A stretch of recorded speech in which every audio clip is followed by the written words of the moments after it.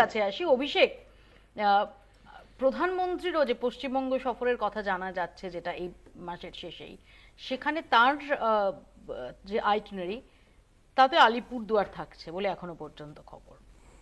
উত্তরবঙ্গ 2026-এর আগে আলাদাভাবে ফোকাসে বিভিন্ন রাজনৈতিক দলের, তোমাদের ফোকাসে উত্তরবঙ্গ কতটা?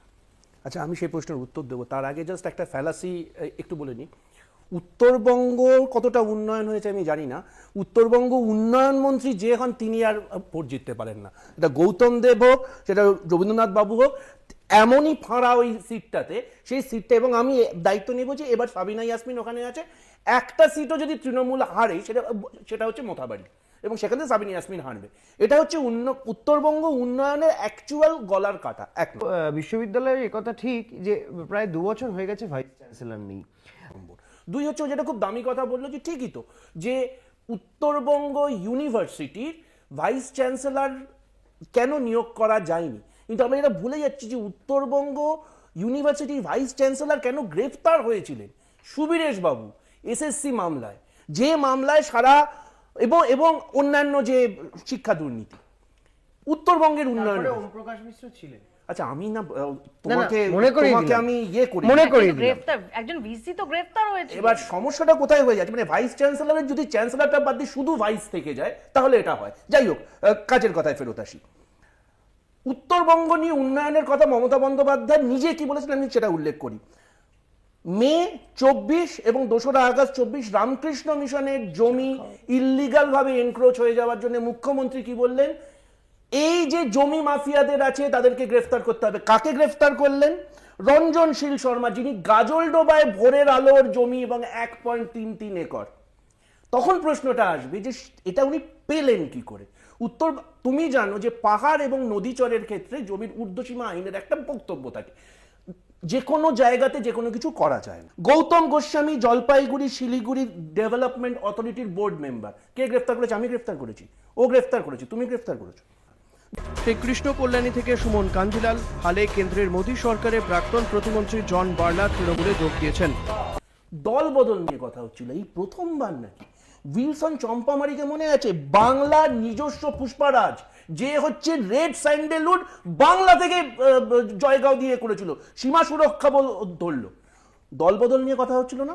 তৃণমূলের বিধায়ক বিজেপিতে গেল, বিজেপিতে 2019 সালে প্রায় ক্যান্ডিডেট হয়ে যাচ্ছিল, বিজেপির লোকজন বললো কেন একে নেওয়া হচ্ছে? প্রথমবার দেখছি নাকি আমরা? এবার যদি দিল্লিতে সত্যি আপনারা চান বিজেপিকে রুখতে, বাংলায় ভোট কাটাকাটির রাজনীতিতে দয়া করে এবারে যাবেন না। আমরাও যাইনি কোথাও, আমরাও ইচ্ছা করলে অনেক জায়গায় কন্টেস্ট করতে পারতাম। আমাদের তো একটাই জায়গা, আমরা বাংলায়। উন্নয়ন নিয়ে মমতা বন্দ্যোপাধ্যায় ইন্টারেস্টিং কথা বললেন। আমি জানি না যে মমতা বন্দ্যোপাধ্যায় এখন সর্বময় সব সিদ্ধান্ত নেন। উনি বললেন আমরা তো শুধু একটা জায়গায় লড়ি। আমি জানি না কার সিদ্ধান্তে বা কার নির্দেশে গোয়া, আসাম, মেঘালয়তে তৃণমূল, ইনফ্যাক্ট আসামে এবার পঞ্চায়েত নির্বাচনে কার নির্দেশে লড়তে পেরেছে মমতা বন্দ্যোপাধ্যায় একটু আগে তোমাদের প্রতিবেদনে দেখিয়েছে। আমরা তো শুধু একটা জায়গায় লড়ি, বাকিটা তৃণমূল লড়েছে, জিতেছে।